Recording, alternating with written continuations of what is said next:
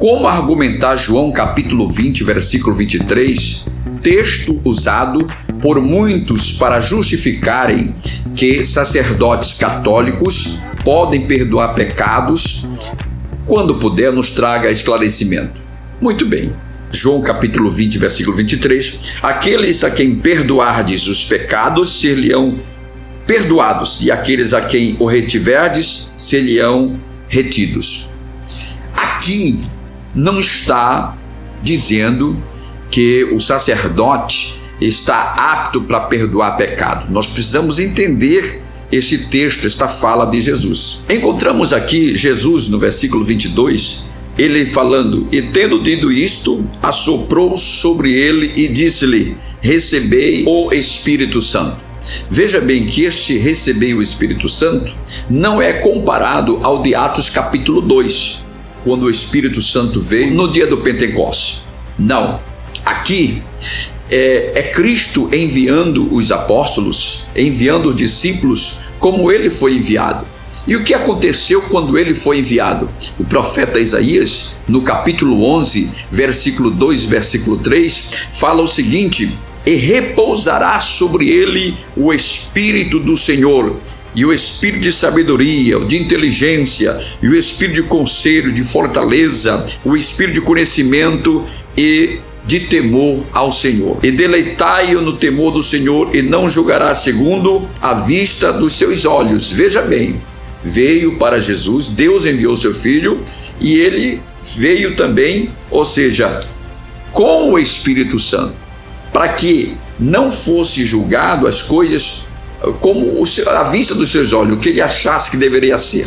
Mas, como ele tinha duas naturezas, a humana e a divina, ele teria que usar, neste momento, a natureza divina, que é realmente com o Espírito Santo. Da mesma forma, quando Jesus, no versículo 21, Jesus disse-lhe pela segunda vez: Pai seja convosco, como o Pai me enviou, assim também eu vos envio.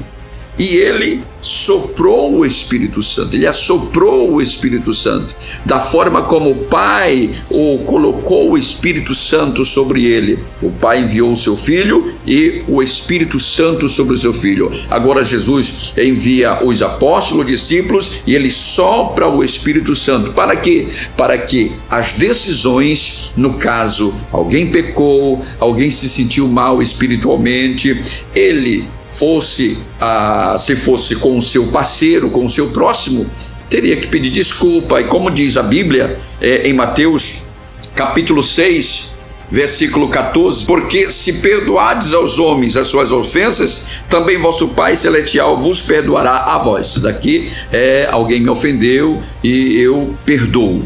Outra coisa é eu ter pecado e tendo ciência de que eu infringi, eu desobedeci o estatuto, o regimento interno da instituição, principalmente a palavra de Deus, aí eu chego com o pastor, de pastor, eu pequei, e eu estou arrependido, não vou fazer mais, e pelo estatuto da igreja, pelo regimento interno, e a Bíblia principalmente, eu sei que eu pequei.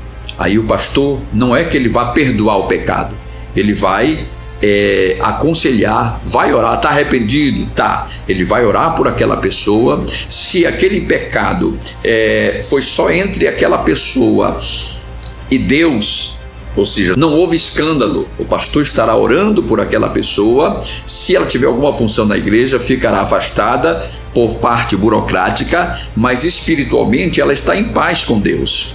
Ela está em paz. O pastor ora, não é que ele vá perdoar aquela pessoa, não, ele vai orar cumprindo um cerimonial, mas quem perdoa é o Espírito Santo, porque o Espírito Santo já vai ver no coração daquela pessoa que ela realmente está arrependida, que realmente aquela pessoa se arrependeu e não vai fazer mais. Então o pastor ora apresentando aquela pessoa a Deus, e naquele momento, com o coração sincero daquela pessoa, ela com certeza alcançado o perdão. Então quem perdoa é o Senhor Jesus, por via o Espírito Santo. Foi por isto que o Senhor soprou nos discípulos o Espírito Santo, para que eles pudessem fazer tudo conforme a vontade de Deus. Portanto, se você tem alguma dúvida, qualquer pergunta, faça o seu comentário aqui e, na medida do possível, estaremos respondendo para você. Deus te abençoe. Até o nosso próximo encontro.